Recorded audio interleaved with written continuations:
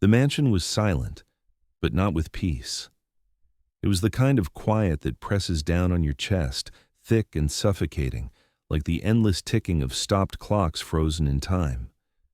In the heart of Manhattan, where life never truly paused, a grand penthouse looked out over the endless grid of lights. Yet inside, a man sat alone in a cold chair, his eyes empty like a well that had long run dry. I don't know where you're listening from. Maybe you're looking at an old photograph tucked away in a drawer, or remembering something precious you lost long ago. It doesn't matter what time it is, or what life looks like right now, but I promise you, today's story will touch your soul. James Anderson had built an empire that stretched across 3 continents. His investment portfolio included everything from cutting-edge technology stocks to cryptocurrency holdings that most people couldn't even pronounce. Bitcoin transactions worth millions flowed through his accounts daily, and his net worth was calculated in numbers that seemed almost fictional. The financial magazines called him a visionary. The newspapers dubbed him the Midas of Manhattan.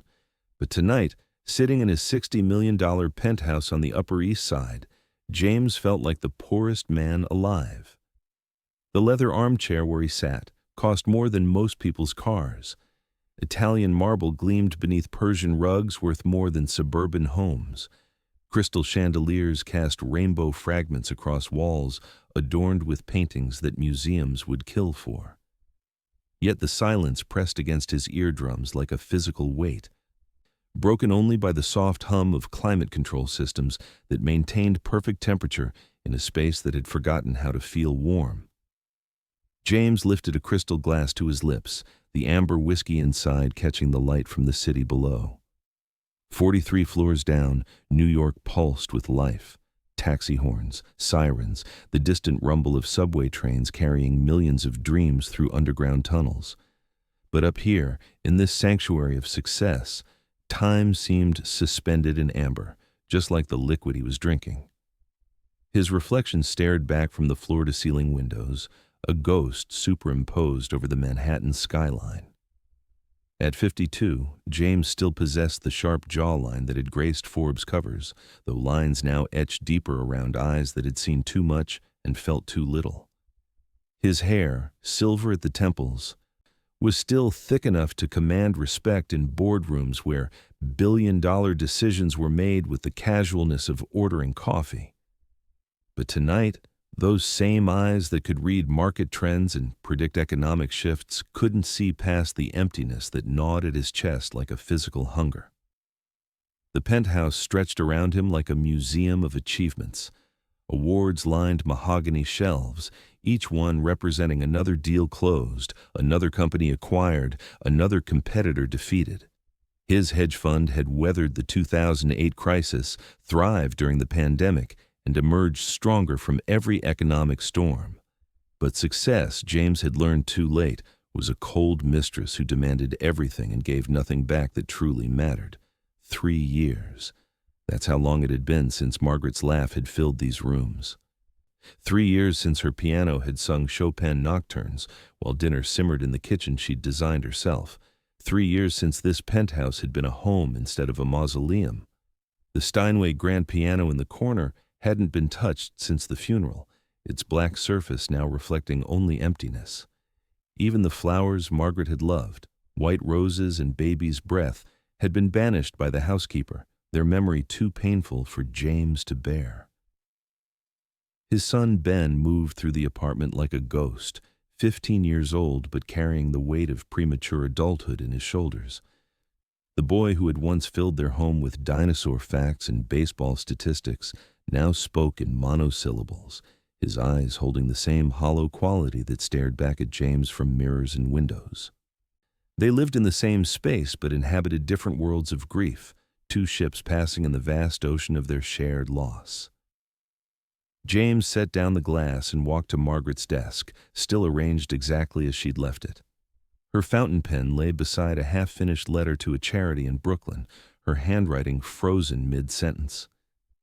The children at the shelter need. The words ended there, like everything else in James's life, suspended in a moment that would never be completed. He'd written the check himself later, doubling the amount Margaret would have requested, but the money felt hollow without her heart to guide it. The city lights blurred as moisture gathered in his eyes. Outside, winter was settling over Manhattan like a gray blanket, Christmas decorations beginning to appear in shop windows 43 floors below. Soon, the penthouse would fill with the sounds of his mother's annual holiday visit, her well-meaning attempts to bring joy to a space that had forgotten how to celebrate. But what was Christmas without Margaret's terrible rendition of Silent Night, or her tradition of hiding Ben's presence in increasingly impossible places? James pulled out his phone, its screen displaying numbers that most people would consider astronomical. His portfolio had gained another $3.7 million just today, cryptocurrency dividends flowing in while he sat paralyzed by grief. Money accumulated like snow, beautiful and cold, burying everything underneath its weight. Yet what good were digital fortunes when the only wealth that mattered, love, laughter, connection, had been stolen by a drunk driver on a rainy Tuesday evening 3 Octobers ago? The penthouse felt like a prison built from his own success, each luxury another bar in a cage he'd constructed dollar by dollar, deal by deal. Tomorrow would bring more meetings, more opportunities to increase his already staggering net worth. His financial advisors would present new investment strategies, his accountants would show profit margins that defied logic, and his lawyers would draft contracts that moved millions across international borders. But tonight, James Anderson sat alone in his empire of abundance, wondering if a man could die from having everything except the one thing that made life worth living. The silence pressed closer, and somewhere in the distance, a church bell tolled midnight, marking another day survived in a life that felt more like an elaborate form of dying. Ben Anderson moved through his father's penthouse like a visitor in a museum, careful not to disturb the perfect arrangements that spoke of wealth but whispered of loneliness. At 15, he understood money in ways that would have impressed business school professors. He'd grown up watching his father's portfolio fluctuate like a heartbeat, seen millions appear and disappear with market openings and closings. But Ben also understood something his father had forgotten, that some of life's most important treasures couldn't be bought, sold, or invested. This particular December morning found Ben standing before the massive windows of his bedroom, watching steam rise from coffee cups 43 stories below as Manhattan awakened to another day of endless ambition. His room was larger than most New York apartments, furnished with custom pieces that cost more than college tuitions, yet it felt as empty as his father's eyes during their increasingly rare conversations. School at Dalton was proceeding as expected. Straight A's in advanced mathematics, perfect scores on SATs most adults would struggle with, letters of recommendation already secured for Ivy League applications that were still 3 years away. His trust fund, established before his birth, contained enough money to support several generations of comfortable living. Yet Ben felt like a character in someone else's story, playing a role written by expectation rather than desire. The transformation had begun 3 years ago, on the night his mother's car was struck by a drunk driver returning from her volunteer work at a Brooklyn shelter. Ben remembered the phone call that shattered their world, the way his father's face had crumpled like paper, the sudden silence that descended over their home like fog. In the days that followed, James had thrown himself into work with desperate intensity, as if deals and mergers could fill the void Margaret had left behind. But Ben had inherited his mother's heart along with his father's mind for numbers. Where James saw problems to be solved through careful analysis and strategic investment, Ben saw pain that money couldn't touch. His mother had taught him that wealth was a tool, not an identity, and that true prosperity came from connection, not accumulation. Those lessons echoed through the empty rooms of their penthouse like ghost voices, growing stronger rather than fainter with time. Today was different, though Ben couldn't articulate why. Perhaps it was the way morning light slanted through the windows, or the sound of children laughing in Central Park far below, but something stirred in his chest. a restlessness that had been building for weeks.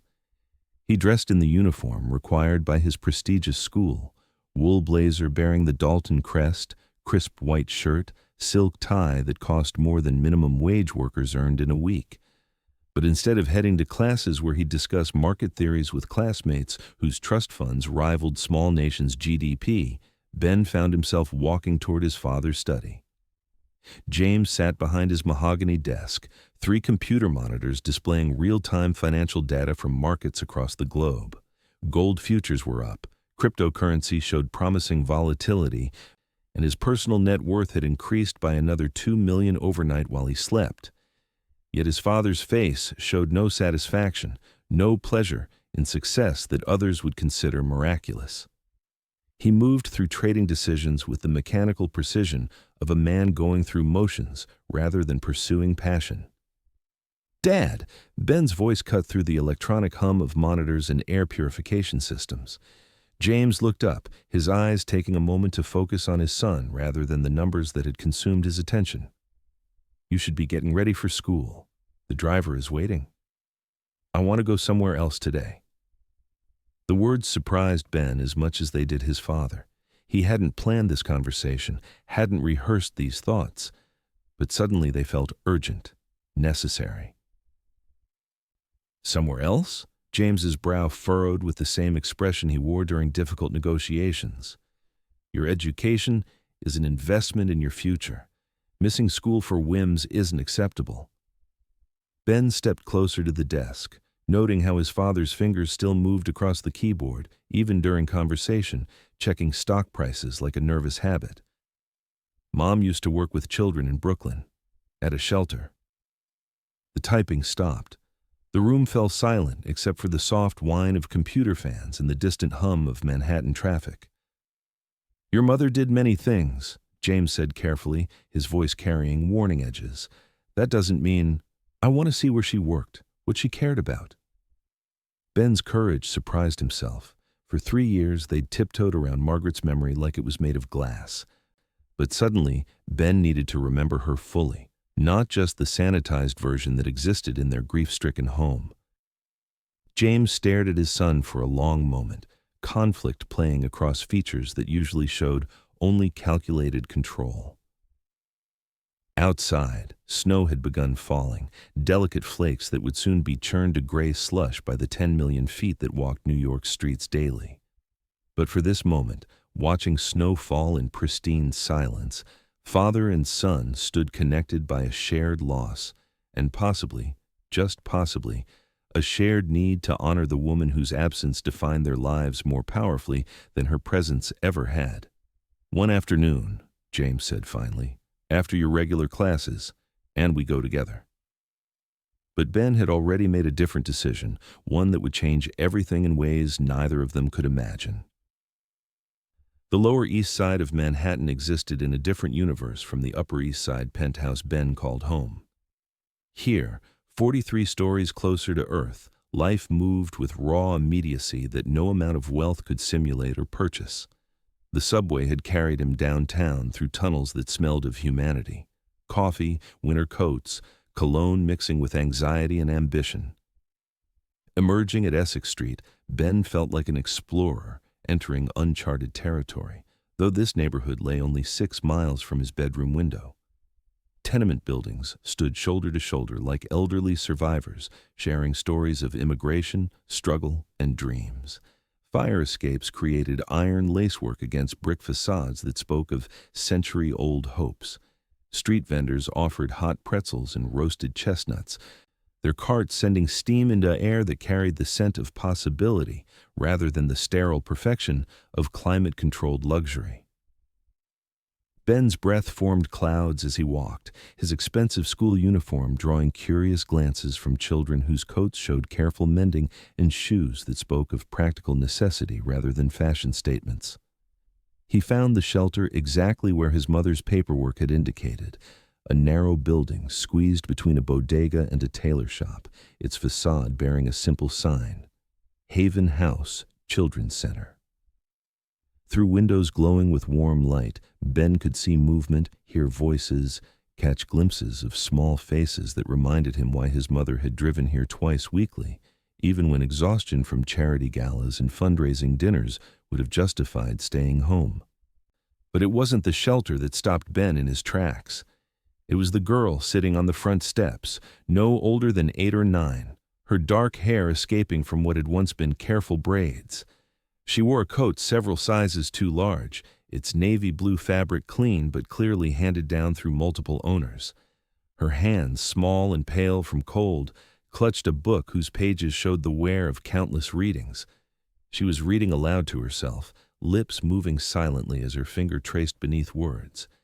And something in her concentration, the way she studied each syllable like it contained secrets, reminded Ben powerfully of his mother's focus when she read bedtime stories in voices that brought characters to life. Snow continued falling, gathering on the girl's dark hair like tiny stars, but she seemed oblivious to cold, lost in whatever world her book contained. Ben noticed her shoes, worn sneakers with holes carefully covered by clear tape, protection against winter that spoke of resourcefulness rather than resignation. Everything about her suggested poverty, yet she radiated something that Ben's penthouse, for all its luxury, had lost, a sense of possibility, of life being an adventure rather than an obligation. Ben approached slowly, his expensive leather shoes silent on snow-covered pavement. "What are you reading?" The girl looked up, her eyes dark and serious in a face that held wisdom too old for her years. She studied Ben's uniform, his perfectly fitted coat, the obvious wealth that emanated from his careful grooming, but her expression showed curiosity rather than resentment. "It's about a princess who gives away her treasure to help everyone in her kingdom," she said, her voice soft but clear. "But the more she gives away, the happier she becomes. Mama says it's just a story, but I think it's true." Ben felt something shift inside his chest, a recognition he couldn't name. Wealth surrounded him constantly. Trust funds, investment portfolios, assets accumulated like armor against an uncertain world. Yet here sat a girl who understood something about abundance that eluded most adults, that true wealth multiplied when shared rather than hoarded. "What's your name?" Ben asked, settling onto the steps beside her, ignoring the cold that immediately began seeping through his expensive wool trousers. "Lily," she replied, closing the book carefully, her finger marking the page. "What's yours?" "Ben." "Benjamin Anderson." If the name meant anything to her, and in Manhattan's financial circles, it meant everything. Lily showed no recognition. She studied his face with the same careful attention she'd given her book, reading something there that apparently satisfied her. "You look sad," she said simply, "like you lost something important." The observation hit Ben with unexpected force. Adults had been tiptoeing around his grief for 3 years, offering platitudes about healing and time, but this small girl had seen through to his heart in a single glance. "I did lose something. Someone. My mother." Lily nodded gravely. "My daddy's gone too, but Mama says he's still watching, just from somewhere we can't see. Maybe your mama's watching too." Ben's throat tightened. In their penthouse. Margaret's death was handled with careful clinical language. Passed away, lost her, no longer with us. But Lily spoke of loss the way children did, directly, without fear, with an acceptance that somehow made pain more bearable rather than more intense. Snow continued falling around them, creating a cocoon of white silence in the middle of the city's endless noise. Ben reached into his backpack, pulling out his grandfather's watch, a Patek Philippe worth more than most people's annual salaries, passed down through 3 generations of Anderson men. He'd carried it every day since his mother's funeral, not because he needed to tell time, but because its weight in his pocket reminded him of family, of continuity, of something lasting in a world that suddenly felt fragile. "This was my grandfather's," Ben said, holding the watch so Lily could see its intricate face, the hands that had counted seconds for 60 years. "He built the business my father runs now. He said time was the most valuable thing we own because we can never buy more of it." Lily studied the watch with appropriate reverence, understanding its importance even if she couldn't calculate its monetary value. It's beautiful, like captured time. The phrase struck Ben as perfect, captured time, moments preserved like amber. But suddenly, holding this heirloom that represented generations of accumulated wealth, Ben understood something his grandfather might never have learned.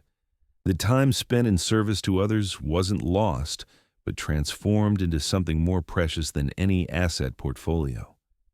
Without entirely understanding his own motivation, Ben pressed the watch into Lily's small hands. "I want you to have this." Lily's eyes widened. "I can't. It's too—" "Please," Ben interrupted. "I think my mother would like it. She always said the best gifts were the ones that found their way to people who needed them most." That evening, when Ben returned to the penthouse, his father's fury was swift and sharp as a knife blade. But all Ben could think about was Lily's smile, the way her eyes had lit up with wonder rather than greed, and the strange peace that had settled in his chest for the first time in 3 years, as if he'd finally done something his mother would have been proud of. James Anderson stood in the marble foyer of his penthouse, his face a mask of controlled rage that his son had never seen turned in his direction. The grandfather clock chimed 8 times, each note echoing through rooms that suddenly felt charged with tension rather than mere emptiness. Ben's school uniform was wrinkled from his unnamed adventure, snow still melting from his shoes onto Persian rugs worth more than most people's cars. "Explain to me," James said, his voice carrying the same deadly calm he used with competitors who'd made fatal strategic errors, "where exactly you've been for the past 6 hours, and where exactly your grandfather's watch has gone." Ben met his father's gaze without flinching, though his heart hammered against his ribs like a trapped bird. For 3 years, they'd existed in careful parallel lines, never quite connecting, never quite colliding. But tonight felt different, dangerous and somehow necessary. "I gave it away," Ben said simply. The words hit James like physical blows. That watch represented more than mere wealth. It was legacy, continuity, the kind of family treasure that connected generations across decades. His father had handed it down with stories of building their first investment firm from a borrowed desk in Brooklyn, working 18-hour days while his wife served coffee to potential clients in their living room. The Patek Philippe had timed every major decision, every crucial negotiation, every moment that had built the Anderson empire. "You gave it away." James repeated the words like they belonged to a foreign language. A watch worth more than most people's annual salaries, a watch that survived the Great Depression, 3 recessions, and 60 years of business dealings. You gave it away. "To someone who needed it more than I did," James laughed. But the sound contained no humor, only the bitter edge of a man confronting the illogical behavior of a stranger who happened to share his DNA. "Needed it? Benjamin, that watch was crafted by master artisans. Its movement was calibrated by Swiss experts. What could a stranger possibly need with a timepiece like that?" Ben thought of Lily's face when she'd held the watch, the reverence in her touch, the way she'd understood its importance even without knowing its price. His father saw value in cryptocurrency portfolios and real estate holdings, but Ben was learning to measure worth differently. "Hope," Ben said quietly. She needed hope. The words seemed to hang in the air between them like a bridge neither knew how to cross. James stared at his son, this young man who carried his DNA but increasingly seemed to inhabit a completely different universe. Where had this idealism come from? Certainly not from years of observing market fluctuations and investment strategies. Perhaps from Margaret, whose charitable inclinations James had always viewed as charming hobbies rather than core beliefs. "Hope doesn't pay rent," James said finally. "Hope doesn't provide education or health care or security. Money does those things, real tangible assets that can be managed and multiplied and passed down through generations." "Mom's hope did," Ben countered. "She hoped that helping one child might change their life. She hoped that wealth was a tool for good, not just accumulation." She hoped that we'd understand the difference between having enough and having everything. Margaret's name fell between them like a stone into still water, sending ripples through the carefully maintained equilibrium of their grief-stricken household. For 3 years, they'd preserved her memory in silence, afraid that speaking about her might somehow diminish the perfect shrine of their loss. James turned toward the windows, his reflection ghost-like against the Manhattan skyline. 43 floors below, millions of people were conducting their lives, struggling, striving, dreaming, failing, succeeding, while he sat in luxury, paralyzed by a wealth that seemed to grow heavier rather than lighter with each passing day. His portfolio had gained another 4 million this week, Bitcoin transactions flowing through accounts like digital rivers, yet he felt poorer than he had at 25 when they lived in a one-bedroom apartment and counted every dollar. Your mother, James said carefully, lived in a world where good intentions mattered more than practical results, where emotions could override logic. I've learned that the world doesn't operate on hope and charity. It operates on power, strategy, and careful planning. Then why are you so miserable? The question hit James like a physical blow. In boardrooms, his strategic thinking was legendary. His ability to read market trends, predict economic shifts, and navigate complex international investments had made him wealthy beyond most people's dreams. Yet, his 15-year-old son had just articulated something that investment advisors and financial analysts never dared address, that success without satisfaction was simply elaborate failure. Ben stepped closer, his young face showing determination mixed with compassion. Dad, when's the last time you were actually happy? Not successful, not profitable, not accomplished. Happy. James's mind raced through recent months, searching for moments of genuine joy. There were satisfactions, deals closed, competitions won, wealth accumulated, but happiness? That emotion seemed to have died with Margaret, buried under an avalanche of practical concerns and emotional protection strategies. Happiness is a luxury, Benjamin. Security is essential. We have security. We have enough security for 10 lifetimes. What we don't have is purpose. The boy's words echoed through the penthouse like accusations. James had built an empire, accumulated assets that most people couldn't imagine, created wealth that would support multiple generations. Yet, his son stood before him, arguing that money without meaning was worthless, that assets without purpose were merely elaborate prison bars. Outside, snow continued falling, coating Manhattan in temporary beauty that would be gone by morning, churned to gray slush by the endless movement of a city that never paused to question its own motivations. James watched the flakes drift past their windows and wondered when he'd become someone who measured every moment by its potential return on investment rather than its capacity for joy. "Tell me about the girl," he said finally, his voice softer than it had been moments before. And Ben began to speak about Lily, her worn book and careful reading, her wisdom disguised as innocence, her ability to see treasure in simple kindness. As he spoke, James found himself remembering Margaret's voice describing the children at Haven House, the way her eyes lit up when she talked about small hands creating art projects, young voices learning to read, faces brightening with the first glimpse of possibility. Perhaps it was time to see what his wife had seen in those neglected corners of their abundant city. The next morning brought one of those crystalline December days when Manhattan sparkled like a jewel box, every surface reflecting winter light with sharp precision. James Anderson found himself standing outside Haven House Children's Center, feeling more nervous than he had during hostile corporate takeovers or presentations to international investment boards. His tailored overcoat, custom-made from Italian wool, marked him as clearly foreign to this neighborhood as a peacock in a pigeon coop. Ben walked beside him, his young face bright with anticipation.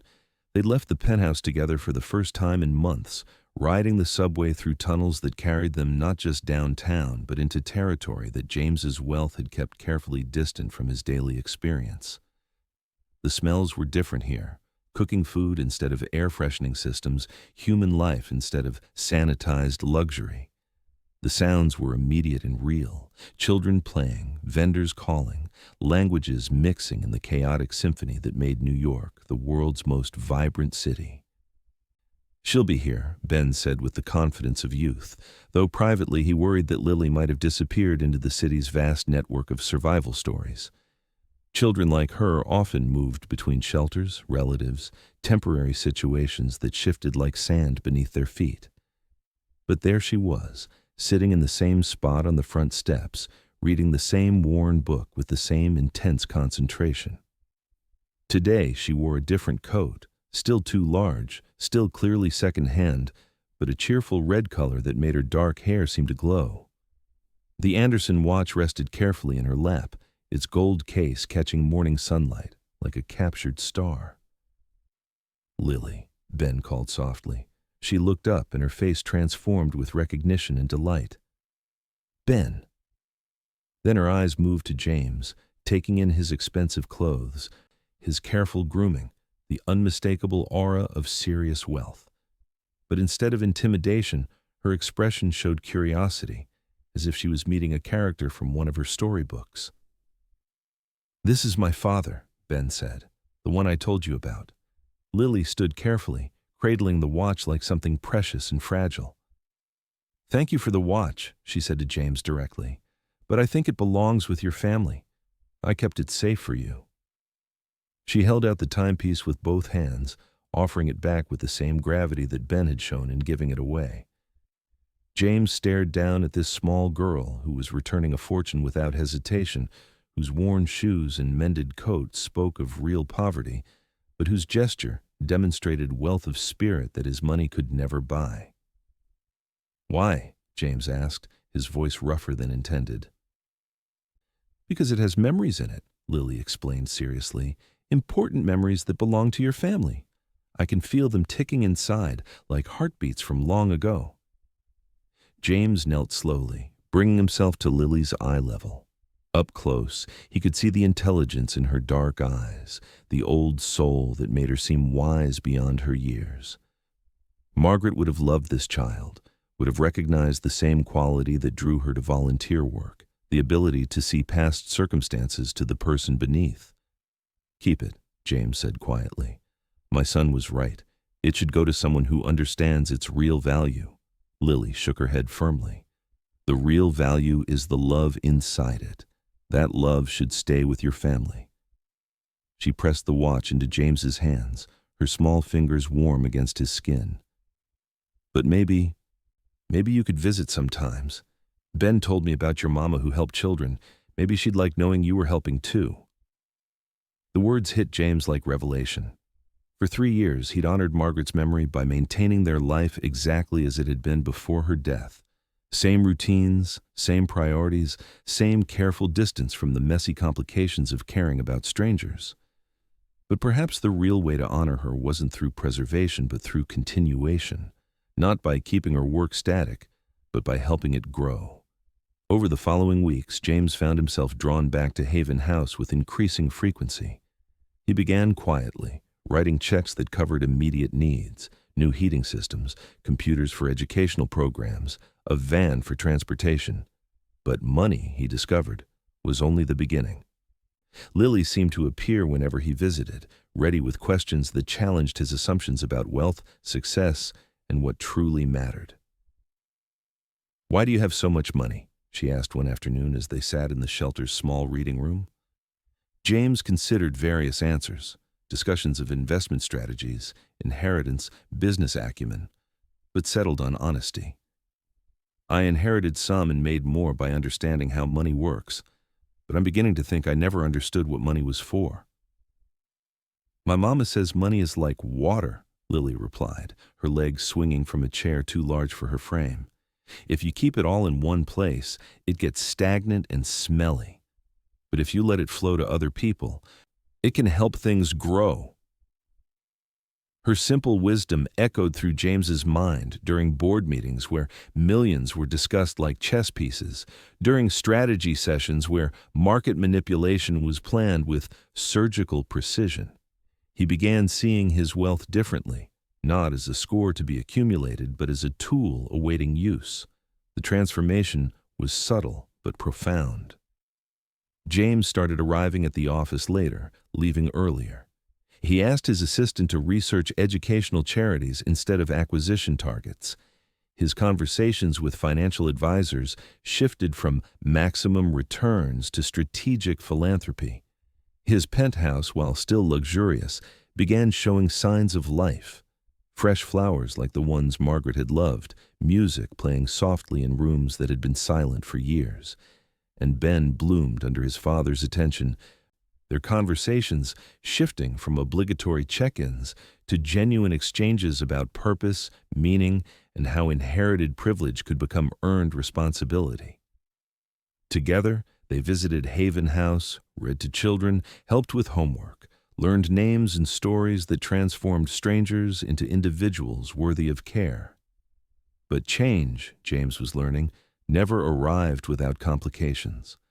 And the first sign of trouble came wrapped in legal letterhead and delivered on a Tuesday morning that started like any other, but ended with everything he'd built feeling as fragile as his grandfather's watch. Winter deepened over Manhattan like a slowly closing fist, and with it came challenges that no amount of wealth seemed capable of addressing. James had spent 6 weeks visiting Haven House, his presence gradually shifting from curiosity to commitment, but the outside world was taking notice in ways he hadn't anticipated. The first sign of trouble arrived in his morning briefing, delivered by his longtime assistant, Sarah, with the same efficiency she'd shown for 15 years. Among the usual stack of investment reports and merger proposals lay a formal letter from the State Department of Children and Family Services, its official seal like a warning beacon on expensive letterhead. Investigation into the suitability of Haven House Children's Center for continued operation, James read aloud, his voice growing colder with each bureaucratic phrase. Complaints regarding unauthorized adult access to minors, insufficient background screening procedures, and concerns about the safety of children in the program. Sarah's face showed the careful neutrality she'd perfected during corporate crises.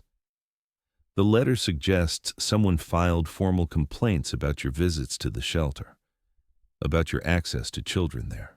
James felt ice forming in his stomach. His wealth, which had always been protection, had suddenly become a liability. Someone, a competitor perhaps, or simply a bureaucrat looking to justify their position, had weaponized his attempts at philanthropy, turning generosity into suspicion, kindness into potential predation. "They can't be serious," Ben said when James explained the situation that evening. They sat in the penthouse library, surrounded by first-edition books that cost more than most people's cars, while 43 floors below, children at Haven House faced the possibility of losing their safe haven because a multimillionaire had dared to show interest in their welfare.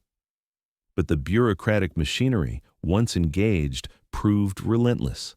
Social workers appeared at Haven House with clipboards and suspicious attitudes, their questions designed to uncover impropriety rather than assess genuine care. Background checks that should have cleared James in hours stretched to weeks as investigators combed through his financial dealings, searching for any connection that might justify their intervention. Maria, Lily's mother, became caught in the crossfire. As the shelter's only full-time employee, she faced questioning about why she'd allowed unrestricted access to wealthy strangers, why proper protocols hadn't been followed, why the safety of vulnerable children had been compromised for the sake of donations. "You don't understand their world," she told James during one painful conversation, her voice sharp with accumulated exhaustion and fresh worry. "This isn't some fairy tale where rich people show up and fix everything. These children have been hurt by adults who seem trustworthy. They've been disappointed by promises that disappeared when the money ran out. You can't just walk into their lives and expect them to believe in happy endings." Her words cut deep, because they carried truth James had been too naive to recognize. His wealth had insulated him from the harsh realities that defined most people's lives: the constant threat of loss, the knowledge that safety was temporary, the understanding that power usually served itself rather than others. By inserting himself into Lily's world, he'd inadvertently brought danger to the haven that protected her. "I was trying to help," James said, but even as the words left his mouth, they sounded inadequate. "Help has to be earned," Maria replied. "Trust has to be built slowly, carefully. You can't buy your way into people's hearts, no matter how much money you're willing to spend." The investigation intensified. Lawyers appeared, their expensive suits contrasting sharply with the shelter's modest surroundings. Officials demanded records, testimonies, proof that Haven House deserved to continue operating. James watched helplessly as his presence began destroying the very thing he'd hoped to protect. Lily seemed to understand the adult complications better than anyone had given her credit for. She stopped appearing on the front steps during James's visits, her absence like a hole in the day's brightness. When he finally saw her again, she was helping younger children with their homework in the shelter's main room, her concentration intense, but her usual sparkle dimmed by stress she was too young to carry. "I'm sorry," James told her quietly. "I never meant for my help to cause trouble for you." Lily looked up from the math worksheet she'd been helping a 6-year-old navigate. "Sometimes trying to help makes things worse before they get better," she said with matter-of-fact wisdom. "Mama says that's how you know the help is real, when people keep trying even when it gets hard." Her faith in him, undiminished despite the chaos his presence had created, made James's chest ache with emotions he couldn't name. Here was a child who'd experienced homelessness, poverty, and uncertainty, yet she still believed in the possibility of genuine kindness. Her trust was a gift more precious than any asset in his considerable portfolio, and he was terrified of proving unworthy of it. The penthouse felt different that night, its luxury now seeming obscene rather than comfortable. James wandered through rooms filled with art and antiques, their beauty unable to distract from the knowledge that his wealth had become a weapon turned against the people he'd hoped to help. He'd spent his career learning to navigate complex financial instruments, international markets, and competitive negotiations, but nothing had prepared him for the delicate work of earning trust from those who'd been given every reason to be suspicious. Outside, Manhattan glittered in its winter finery, 10 million dreams pursuing 10 million different definitions of success.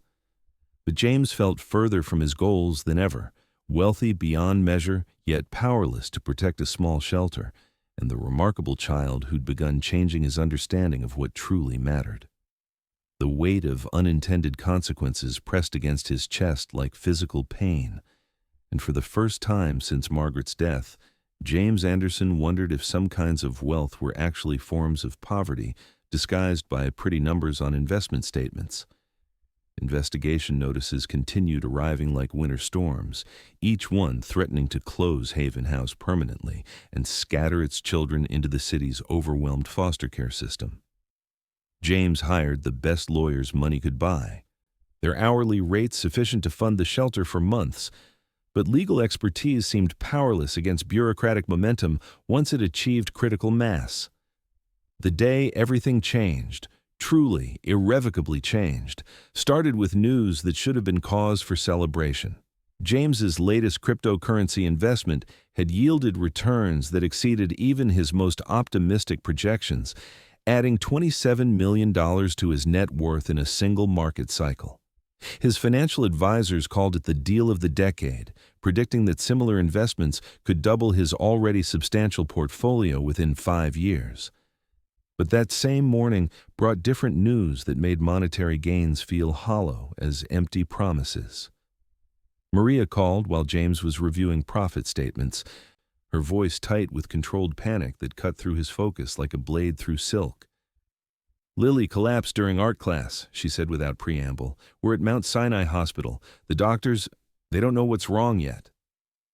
James's world tilted sideways. Numbers disappeared from his conscious awareness: stock prices, cryptocurrency values, real estate holdings, all reduced to meaningless symbols, while a small girl lay in a hospital bed, fighting something more serious than poverty or bureaucratic harassment. He found Ben already waiting by the penthouse elevator, having somehow heard the news through networks that connected their family to the shelter in ways James was only beginning to understand. They rode downtown in silence, the subway carrying them through tunnels that seemed longer and darker than usual. Emerging into a hospital environment that smelled of antiseptic and contained fears that no amount of money could purchase protection against. Lily looked impossibly small in the adult-sized hospital bed, machines monitoring vital signs that translated her life into digital readouts. Tubes delivered fluids her body couldn't process properly, while she drifted in and out of consciousness, occasionally opening eyes that seemed too large for her pale face. "The doctors think it might be related to malnutrition," Maria explained, her voice hollow with exhaustion and barely contained terror.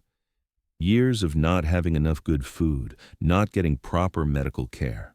Her body's been running on determination and hope, but even determination has limits." James stared at this child who'd spoken of princesses giving away treasure, who'd returned his grandfather's watch because she understood the value of family memories, who'd seen past his wealth to whatever remained of his humanity. Medical equipment surrounded her bed like sentries, their electronic beeping counting heartbeats that seemed too precious to be measured by machines. "The best doctors," James said, his voice rougher than intended, "whatever it costs, specialists, treatments." "Money won't fix this," Maria interrupted, though not unkindly. "This is about time, about years of her body not getting what it needed, about survival strategies that work until they don't anymore." Ben approached Lily's bedside, his young face showing maturity that shouldn't have been necessary at 15. "Hey, Lily," he whispered, "I brought you something." From his backpack, he withdrew the worn book she'd been reading that first day on the shelter steps. Her eyes fluttered open, focusing on the familiar cover with visible effort. "The Princess Story," she murmured, her voice barely audible above the machine hums. "Want me to read it?" Ben asked. As his son began reading about princesses who found happiness through generosity, James felt something breaking open in his chest, not breaking apart, but breaking open, like a seed that had been waiting in darkness for the right conditions to finally grow. All his wealth, all his careful accumulation of assets and investments seemed suddenly ridiculous compared to this. A boy reading to a sick girl while she fought battles that victory couldn't be purchased for. That night, as Lily slept under medical supervision and Maria dozed in the uncomfortable chair beside her bed, James made phone calls that had nothing to do with stock trades or business deals. He contacted pediatric specialists from around the world, arranged for second opinions from doctors whose waiting lists typically stretched for months, ensured that Haven House would continue operating regardless of governmental interference. But more importantly, he began understanding something that his financial education had never taught, that some forms of wealth could only be earned through loss, that some investments only paid dividends when you stopped calculating returns, and that sometimes the most profitable thing a millionaire could do was learn how to become poor in spirit, not financially, but in the ways that actually mattered. Outside Lily's hospital window, Manhattan continued its relentless pursuit of success. But inside that small room, 3 people were discovering that the most important transactions in life couldn't be measured in dollars or calculated on spreadsheets. They happened in the space between heartbeats, in moments of grace that arrived wearing the faces of children who believed in miracles, even when adults had forgotten how. The machines monitoring Lily's vital signs begged their digital prayers through the long night, while in the uncomfortable chairs beside her bed, a millionaire and his son learned that some forms of poverty could only be cured by learning how to give everything away, not money, though that mattered too, but the carefully guarded heart that had forgotten how to break open in service to love. Dawn came slowly to Mount Sinai Hospital, filtering through windows that looked out over a city awakening to another day of endless ambition. James had spent the night in meditation deeper than any he'd experienced in executive boardrooms or luxury meditation retreats, the kind of praying that happened when someone you loved balanced on the edge between presence and absence, and all your accumulated wealth felt powerless against the simple fragility of human life. Lily stirred as morning light touched her face, her eyes opening to focus on Ben, who'd fallen asleep reading aloud while still holding her worn book. The sight of this teenage boy who'd given away family treasure to bring her happiness seemed to anchor her to the world in ways that medical equipment couldn't achieve. "Ben," she whispered, her voice still weak but clearer than it had been the night before. "Hey," Ben replied, instantly alert despite his uncomfortable sleeping position. "How are you feeling?" "Better, like something heavy lifted off my chest during the night." She looked around the hospital room until her gaze found James, who'd been standing vigil by the window, watching the city come alive while bargaining with God in languages he'd forgotten he knew. "Mr. Anderson, I dreamed about your mama last night." James approached her bedside carefully, as if sudden movements might shatter whatever delicate magic was allowing this small girl to speak about impossible things with matter-of-fact certainty. "What did you dream?" he asked. She was young and beautiful, wearing a blue dress with tiny flowers on it. "She told me to tell you something." Lily's eyes, though still shadowed with exhaustion, held depths of wisdom that made James's chest tighten with recognition. She said to stop carrying her death like a punishment and start carrying her love like a gift. She said love doesn't die when people do. It just moves to different places and finds different ways to help. The words hit James like physical force, driving him to his knees beside Lily's bed. For 3 years, he'd wrapped his grief around himself like armor, using Margaret's death as justification for emotional distance, for reducing life to calculations and transactions that couldn't hurt him the way losing someone could hurt. But this child, this remarkable, impossible child, was offering him vision of his wife that transformed loss into legacy, tragedy into purpose. She also said, Lily continued, her small hand reaching out to touch James's fingers with surprising warmth, that the money isn't yours to keep. It's yours to plant, like seeds. And when you plant money in places where children can grow, it turns into something more beautiful than any treasure. Tears came then, more honest than any James had shed since Margaret's funeral. They carried 3 years of accumulated grief, yes, but also something lighter, relief, possibility, the first glimpse of purpose that felt worthy of the love he'd lost and the love he still had to give. From that moment, James Anderson began transforming his understanding of wealth with the same intensity he'd once brought to accumulating it. Within weeks, he'd established the Margaret Anderson Foundation for Children, funding not just Haven House, but a network of programs throughout New York's most neglected neighborhoods. His penthouse became headquarters for strategy sessions that measured success in children's smiles rather than profit margins. But the real miracle was smaller and more personal than any foundation could measure. Ben, watching his father discover purpose beyond profit, began talking about college choices that included social work alongside business degrees. Their conversations over dinner, meals they now shared regularly, transformed from obligatory check-ins to genuine exchanges about meaning, responsibility, and how inherited wealth could become earned wisdom. Lily recovered with the resilience that children possess when surrounded by love and proper medical care. As her strength returned, so did her irrepressible spirit, though something in her eyes suggested that her brush with serious illness had deepened rather than diminished her almost mystical understanding of what truly mattered in life. 6 months later, Haven House not only survived its bureaucratic challenges, but emerged stronger, supported by an endowment that would ensure its continuity for generations.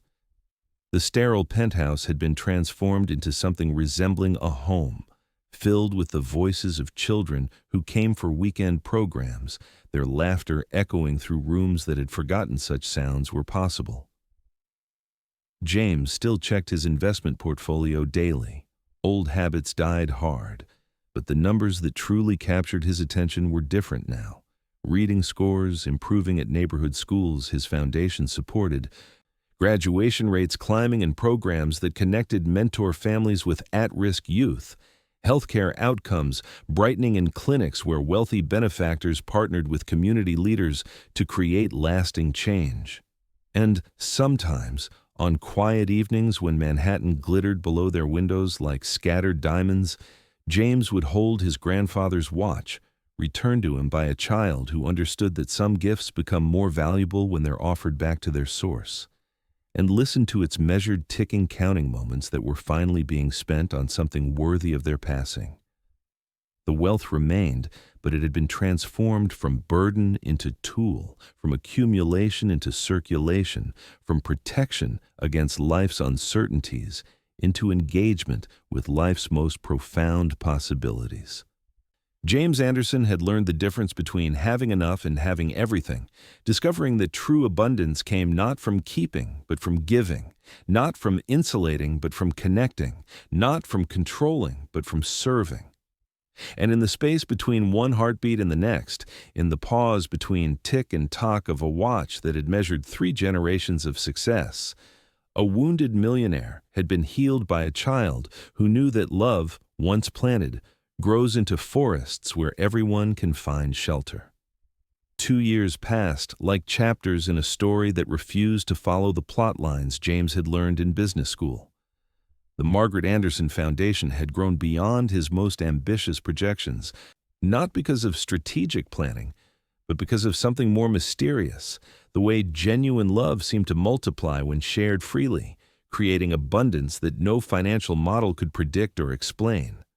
Haven House had become the Foundation's flagship program, but the work had expanded throughout New York's forgotten neighborhoods like ripples spreading across still water.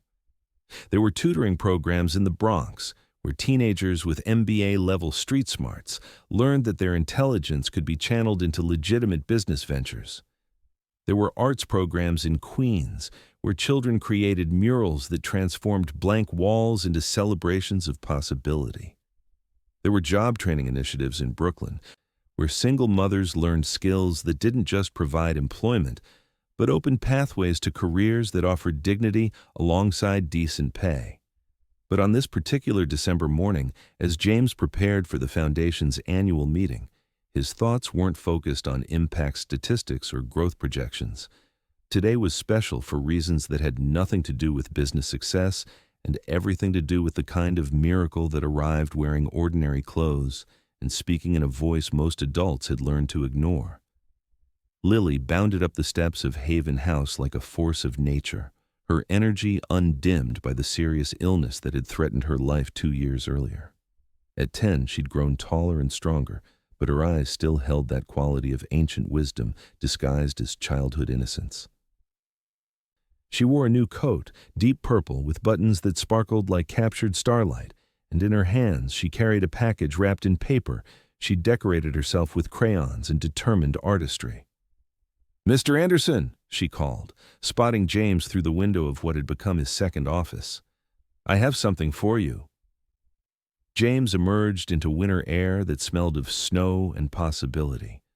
The neighborhood had changed during the 2 years since his first visit, though the transformation was subtle. Fresh paint on building facades, new playground equipment in the small park across the street, storefronts that showed signs of investment and hope. These improvements came not from gentrification, but from something rarer, a community that had been given resources to strengthen itself rather than replace itself. "What's the special occasion?" James asked, accepting the carefully wrapped package while noting that Lily's cheeks were pink with health, her eyes bright with the energy that had been so frighteningly absent during her hospitalization.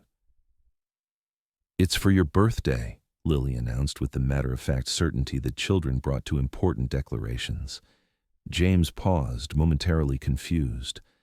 "My birthday isn't for 3 months." "Not that birthday," Lily explained with the patience of someone addressing a well-meaning but slow adult. "Your real birthday. The day you started becoming who you were supposed to be all along."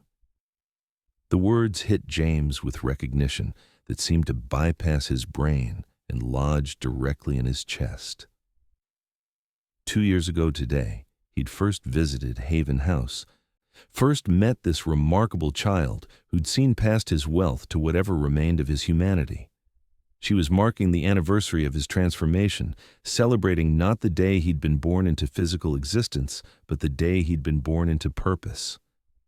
"How did you remember the exact date?" James asked, genuinely curious. "I wrote it down in my special book," Lily replied. "The one where I keep track of miracles, small ones and big ones, and the kind that happen so slowly you don't notice until you look back and see how much everything changed." Ben approached from across the street, now 17, and carrying himself with the confident grace of someone who knew exactly what he wanted to do with his inherited advantages. Harvard had accepted his early application, but he'd deferred for a gap year to work full-time with the foundation, learning hands-on lessons about effective philanthropy that no classroom could provide. "Did she tell you about her surprise?" Ben asked, grinning with barely contained excitement. "There's more?"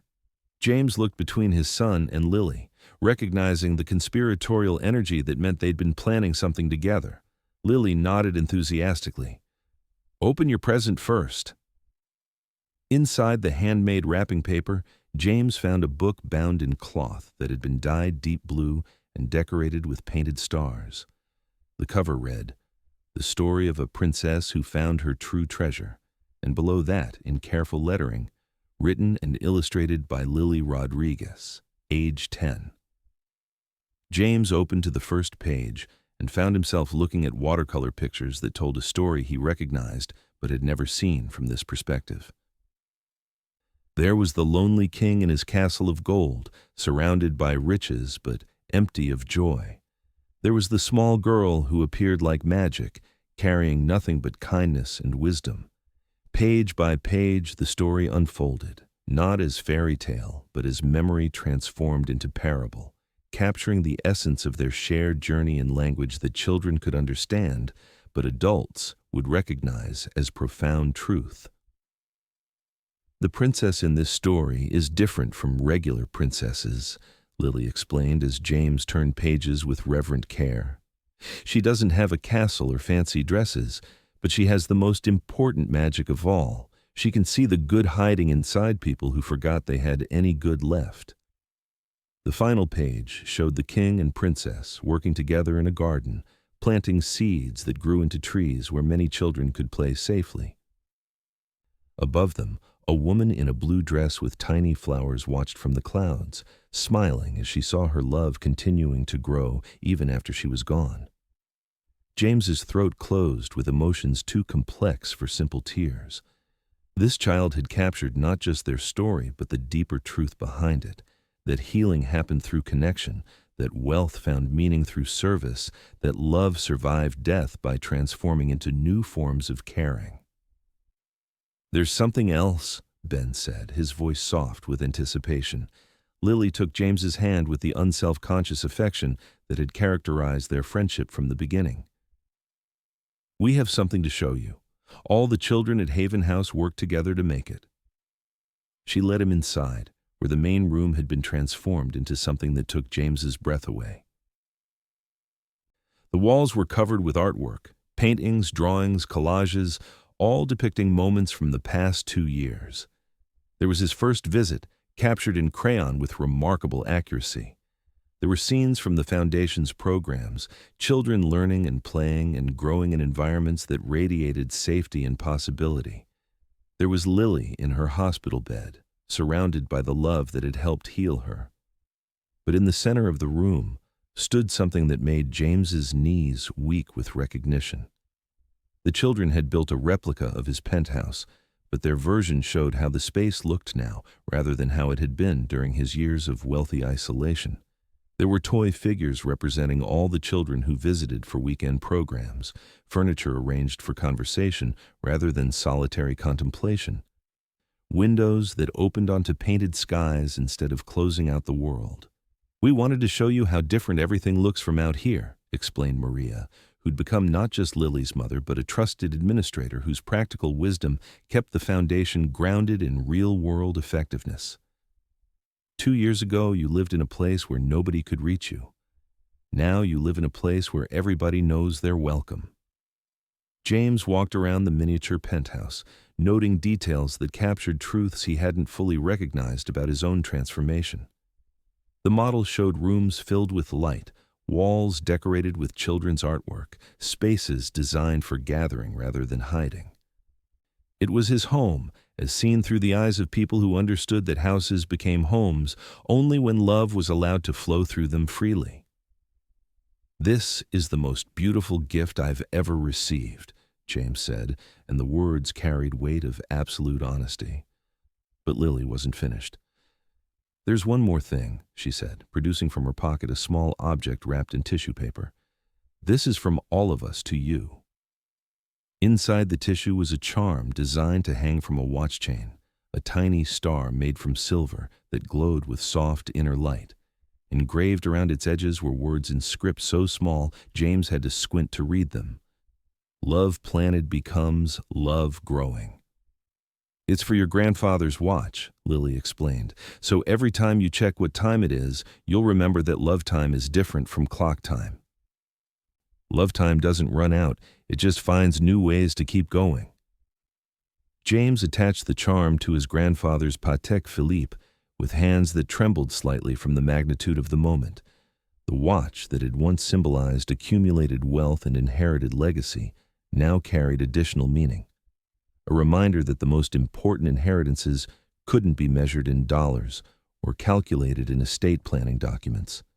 As afternoon light slanted through Haven House's windows, illuminating the gathered children who'd created this celebration of transformation, James Anderson understood that he'd learned to read time differently.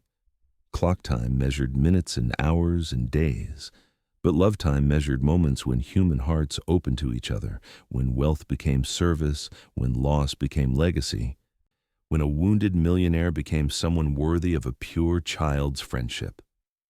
The star charm caught the light and threw it back in patterns that danced across the walls like promises of all the miracles still waiting to unfold, one heartbeat at a time, one act of kindness after another, until the whole world became a little more like the place where princesses found their true treasure by giving it all away.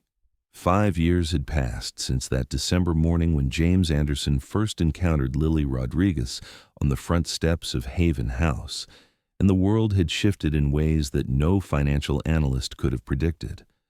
The Margaret Anderson Foundation had become a model for effective philanthropy, studied in business schools and policy institutes, but its true success was measured in metrics that didn't appear on overhead projectors: the number of children who went to sleep in safe beds, the number of mothers who could afford college tuition, the number of families who'd moved from survival to stability to genuine prosperity. Now, on a crisp autumn evening in Manhattan, James stood before the bathroom mirror in his penthouse, adjusting the tie that would complete his formal dinner attire. Tonight was the Foundation's 5th anniversary celebration, an event that had sold out Carnegie Hall despite ticket prices designed to fund a year's worth of programming. But what made James's hands tremble slightly as he worked with silk and silver wasn't nervousness about public speaking. He'd addressed countless audiences during his years as a corporate titan, but anticipation for what this evening represented. Ben had returned from his first year at Harvard, brimming with ideas about social entrepreneurship that blended business efficiency with humanitarian purpose. At 18, he possessed his father's analytical mind, but his mother's compassionate heart, a combination that made him perfectly suited for inheriting not just wealth, but responsibility for using it wisely.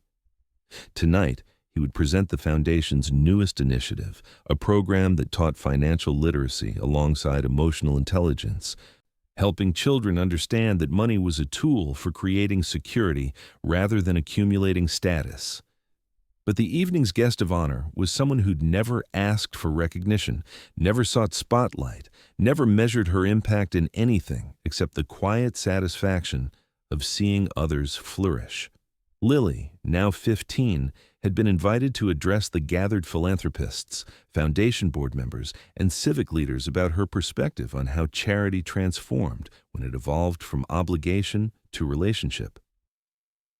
James found her in the penthouse library, curled in the comfortable reading chair that had become her favorite spot during the weekend visits that had evolved into a cherished tradition. She wore a dress the deep blue of midnight skies, her dark hair arranged with the careful attention that marked special occasions. But her primary focus was on the worn paperback in her hands, a collection of poetry by Maya Angelou that she'd discovered during one of their countless conversations about literature that changed perspectives. "Nervous?" James asked, settling into the chair across from her with the easy familiarity of someone who'd learned to treasure quiet moments with a remarkable young woman who'd taught him more about living than decades of business experience had provided. "Excited," Lily corrected, marking her page carefully before closing the book. "I've been thinking about what to say to all those people who have so much money, but sometimes seem to have forgotten why money exists in the first place." Her observation carried the gentle precision that had always been her hallmark, the ability to identify essential truths without judgment, to challenge assumptions without condemnation, to inspire change through invitation rather than accusation. "And what conclusion have you reached?" James asked.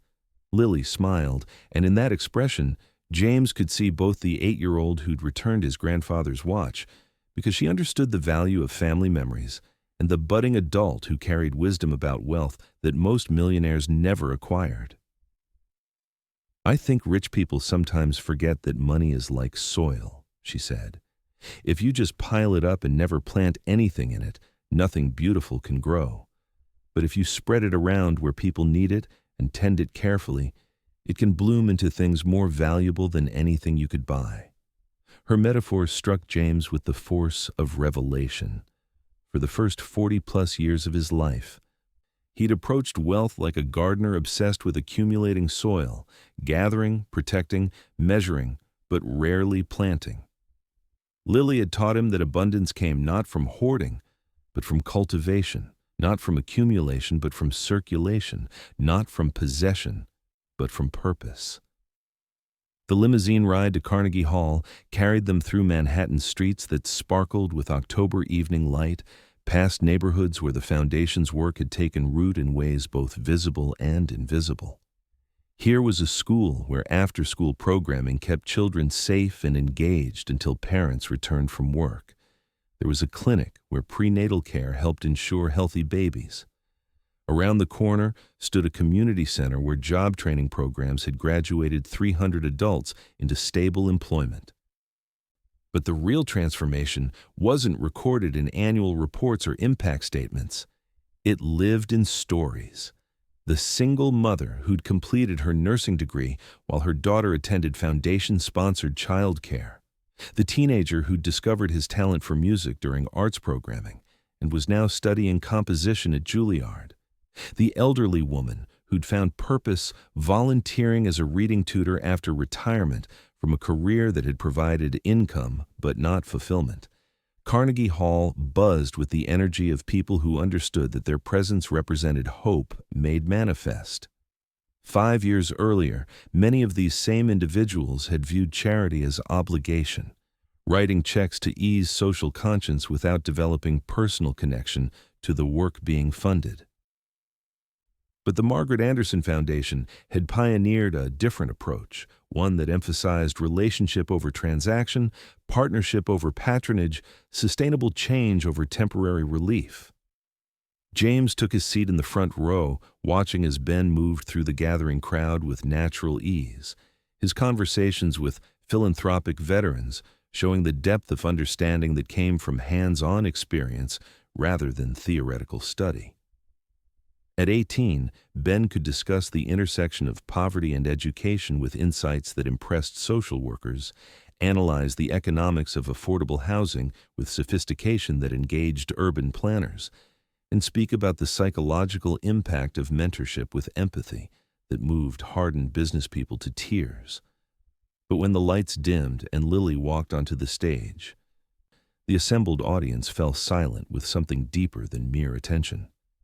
She moved with quiet confidence, her presence somehow filling the vast space despite her modest physical stature, and when she began to speak, her voice carried the authority that comes only from authentic experience. 5 years ago, Lily began, her words reaching the furthest balconies with perfect clarity. I met a man who had everything money could buy, but nothing that money couldn't take away. He lived surrounded by beautiful things, but he was dying inside because he'd forgotten the most important truth about wealth. It's meaningless unless it's shared. She paused, her gaze finding James in the front row, and her smile carried all the warmth of their shared journey from stranger to friend to family. Tonight, I want to tell you about miracles. Not the kind that happen in fairy tales, but the kind that happen when people with resources decide to invest in people instead of just portfolios. When adults remember what children know instinctively, that happiness multiplies when it's divided, that security increases when it's extended to others, that love grows strongest when it's planted in the neediest soil. For 20 minutes, Lily wove stories that transformed statistics into humanity, changed abstract concepts into concrete reality, converted policy discussions into moral imperatives. She spoke of classmates who discovered lifelong passions through foundation programming, of neighbors whose small businesses had thrived with microfinancing support, of families whose lives had stabilized when basic needs were met with dignity rather than charity. But her final words addressed the spiritual dimension that separated the Margaret Anderson Foundation from conventional philanthropic organizations. Jesus said it's easier for a camel to go through the eye of a needle than for a rich person to enter the kingdom of heaven. I think he meant that wealth can become a burden that weighs down the soul unless it's transformed into wings that lift other people up. When money becomes a tool for love instead of a substitute for love, when prosperity is shared instead of hoarded, when abundance is seen as responsibility instead of reward, that's when miracles start happening. The standing ovation that followed seemed less like applause and more like prayer, a collective acknowledgement that they'd witnessed something precious, wisdom disguised as simplicity, truth delivered with such grace that it felt like gift rather than challenge. Later, as the evening wound down and guests mingled over champagne and conversation, James found himself standing at Carnegie Hall's famous windows, looking out over a city that sparkled with 10 million individual dreams. Beside him, Ben and Lily discussed plans for expanding the foundation's work internationally, their conversation showing the easy partnership that had developed between the teenager who'd inherited privilege and the young woman who'd inherited wisdom. "Dad," Ben said, catching James's attention, "Lily has an idea about something we should discuss with the board next month." "Full scholarships for foundation kids who want to attend business school," Lily explained, but with a twist.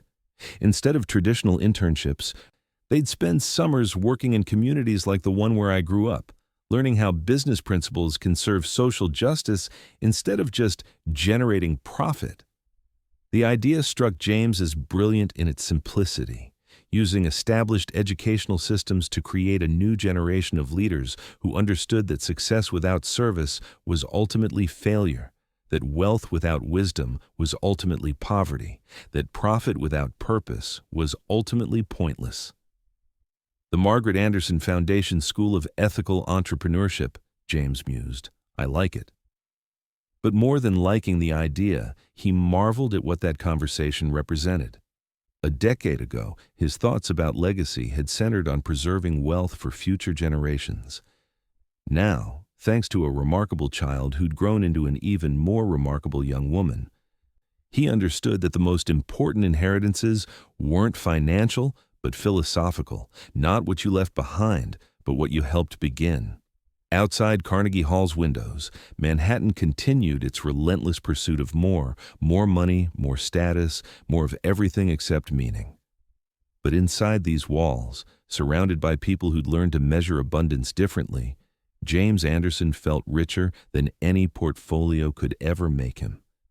and in the reflection that showed his aging face superimposed over the city lights, he saw not just himself, but the ghost of Margaret's approving smile, the promise of Ben's continued growth, and the miracle of Lily's unwavering faith in the possibility that wealth, when planted in love's soil, could bloom into justice. The grandfather's watch in his pocket ticked steadily, its rhythm joined now by the tiny star charm that caught light and threw it back in patterns of infinite possibility. Love planted becomes love growing, its inscription reminded him, and James knew that the best investments were the ones that multiplied beyond calculation, grew beyond projection, and yielded returns that could be measured only in the transformed lives of people who'd been given reason to hope again. 10 years had passed since James Anderson first climbed those weathered steps to Haven House, and time had wrought changes that no business plan could have projected. The foundation that had begun as one man's attempt to honor his late wife's compassion had evolved into something larger than institutional philanthropy.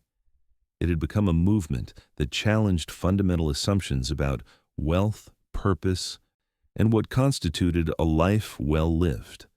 On this particular September morning, as autumn painted Central Park in shades of gold and crimson, James sat in the penthouse library that had become the Foundation's unofficial think tank, surrounded by letters from around the world.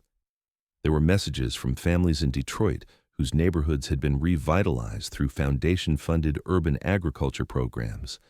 There were photographs from children in rural Alabama whose one-room schoolhouse had been transformed into a technology center that connected them to educational opportunities previously available only to their urban counterparts.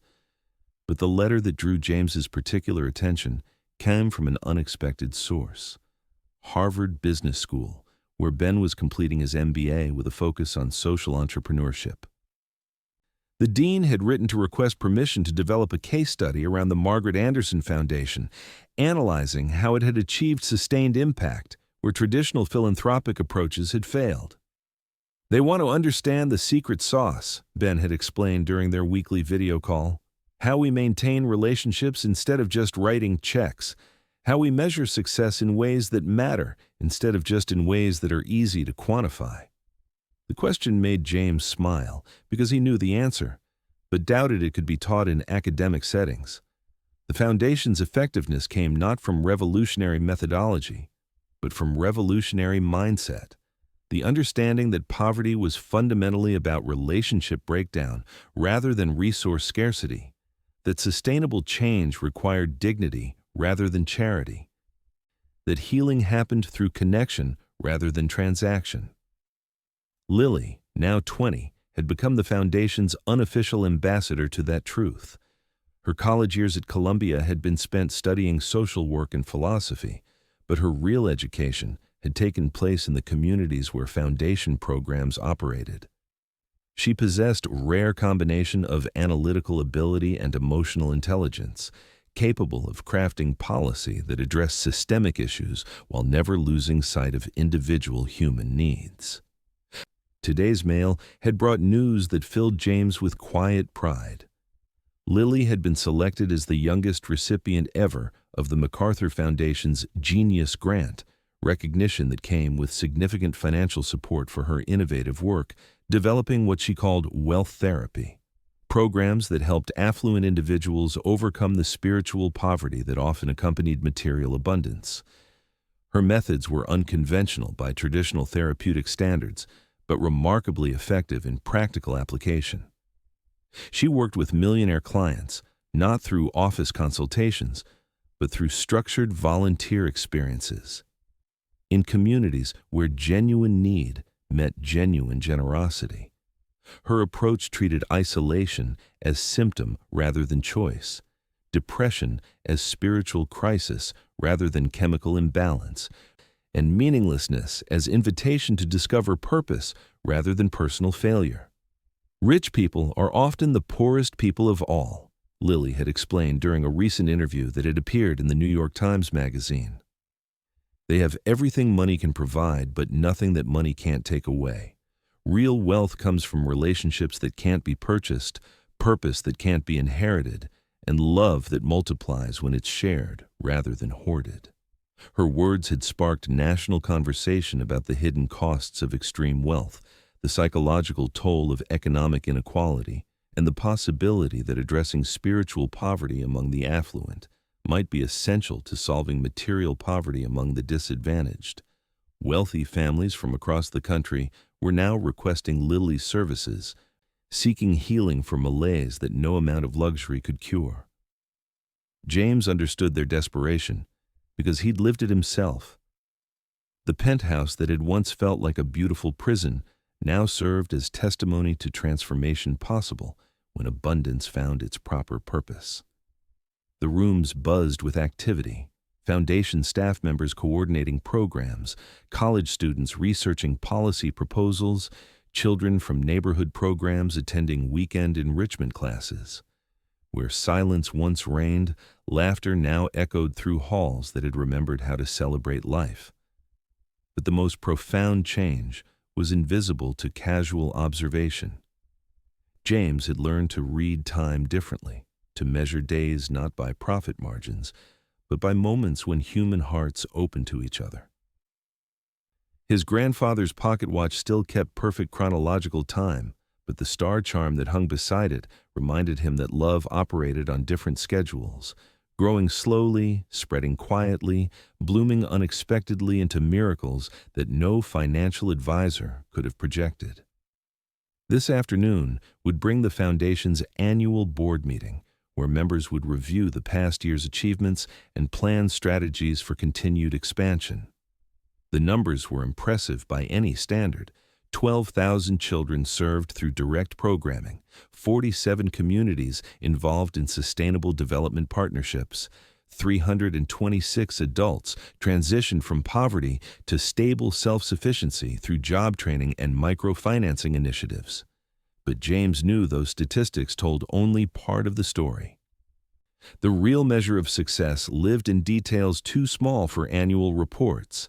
The former gang member who'd discovered talent for mentoring younger children at risk, the single mother who'd started a catering business that now employed 6 of her neighbors, the elderly man who'd found purpose tutoring immigrants learning English, the teenager who'd avoided dropping out of school because foundation programming provided safe space for struggling with questions about identity and belonging. As evening approached and board members gathered in the penthouse conference room, James felt Margaret's presence as clearly as if she'd taken her customary seat at the table's head. Her photograph smiled down from walls surrounded by children's artwork, foundation mission statements, and maps showing the geographic spread of programs that had begun with her simple desire to help kids in Brooklyn have safer places to grow up. 10 years ago, James began his opening remarks to assembled colleagues. This foundation started as one man's attempt to transform grief into purpose. Tonight, I want to talk about what we've learned about the difference between charity and justice, between helping and healing, between giving and receiving. He paused, looking around the table at faces that represented diverse expertise, united by shared commitment. There were social workers and business executives, former program participants and longtime philanthropic leaders, young idealists and experienced pragmatists who'd learned to balance hope with realism. The Margaret Anderson Foundation succeeded because it was founded on a principle that financial analysis couldn't predict, that the people we thought we were helping were actually helping us, that what we imagined was charity was actually exchange, that when abundance finds its proper purpose, everybody involved becomes wealthier in ways that matter most.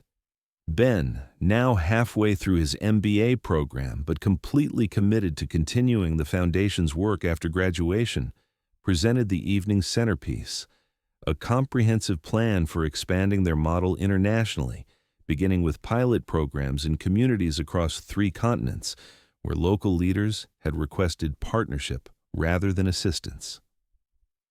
We're not exporting American solutions, Ben explained, his presentation showing maps and photographs and testimonials from potential partners. We're offering support for locally developed answers to locally identified problems.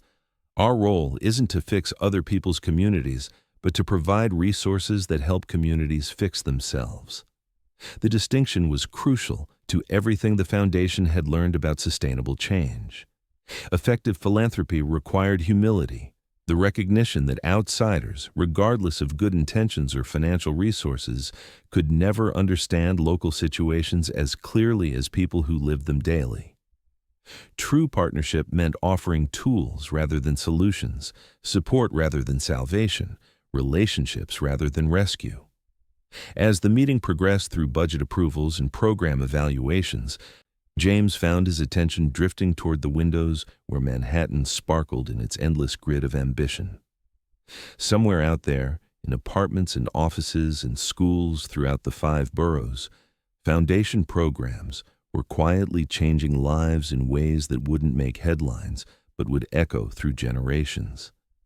There was the 6-year-old learning violin through after-school programming who might discover lifelong passion for music.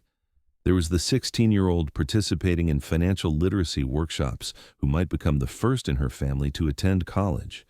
There was the 26-year-old completing culinary arts training who might open a restaurant that employed dozens of neighbors while serving food that nourished both bodies and community bonds. But beyond specific individuals and particular success stories lay something more profound. The growing recognition that extreme inequality was unsustainable not just economically, but spiritually. That society's health required balance between abundance and accessibility. That true security came only when everyone had enough, rather than when some people had everything. The Foundation's work represented more than charity. It was social healing, community restoration, a practical demonstration that wealth, when invested in relationships rather than just assets, could yield returns that enriched everyone involved. As the formal meeting concluded, and conversation moved to the informal networking that often produced the most innovative collaborations, Lily approached James with expression that mixed excitement with nervous anticipation. "I have something to tell you," she said, her voice carrying echoes of the 8-year-old who'd once returned his grandfather's watch because she understood the value of family memories. "Something that will change everything, but in a good way." James felt his heart skip, recognizing the tone that marked Lily's most important announcements. "I'm pregnant," she said simply. 3 months along. The father is David. You remember him from the college mentoring program, and we're planning to get married next spring. We want you and Ben to be there, of course, as family." The words hit James with joy, so pure it felt physical.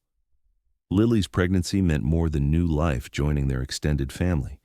It meant that the values they'd worked to cultivate would continue into another generation, that the lessons learned through their shared journey would be passed down to children who would inherit not just resources, but responsibility for using them wisely. "Family," James repeated, tasting the word like something precious he'd thought he'd lost forever. "Yes, absolutely, yes."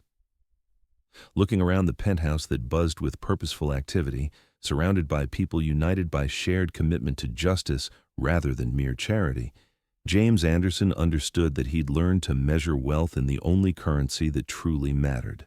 Love planted becomes love growing, multiplying beyond calculation, spreading beyond borders, blooming into futures where every child would have reason to hope. The grandfather's watch ticked steadily in his pocket, marking moments that felt increasingly precious as they passed. While the tiny star charm caught light and threw it back in patterns of infinite possibility, reminding him that some investments paid dividends across generations, some profits couldn't be calculated in numbers, and some forms of abundance could only be measured by the number of lives that had been transformed for the better. Outside his windows, 10 million dreams pursued 10 million different definitions of success. But inside this room, surrounded by family both biological and chosen, James knew that true prosperity came not from accumulating wealth, but from learning to share it wisely, not from building walls around abundance, but from opening doors that helped abundance flow to everyone who needed it most. And have you ever met someone small who changed your life in an immense way? Someone whose innocent wisdom helped you see past the things you thought mattered to discover what actually does matter? Maybe it was a child who asked uncomfortable questions, or a stranger who showed kindness when you least expected it, or someone whose simple faith reminded you of possibilities you'd forgotten in the complexity of adult life. Tell me your story in the comments below. If this journey from empty wealth to abundant purpose touched something in your heart, leave a like to remind the algorithm that stories about human connection matter more than stories about accumulation. Subscribe to receive more tales of transformation that prove change is possible when we open our hearts to unexpected teachers. Because sometimes the most expensive things we own are worth nothing compared to the priceless gifts we receive when we learn to see through children's eyes. When we remember that love is the only investment guaranteed to multiply, that wisdom often wears worn clothing and speaks with quiet voices, and that the most important inheritances can't be written into wills, but must be lived into being, one moment of genuine connection at a time.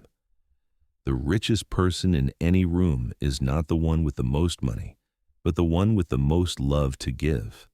And sometimes, if we're very fortunate and very brave, a child appears in our lives to remind us of that truth before it's too late to build something beautiful from the wealth we've been given.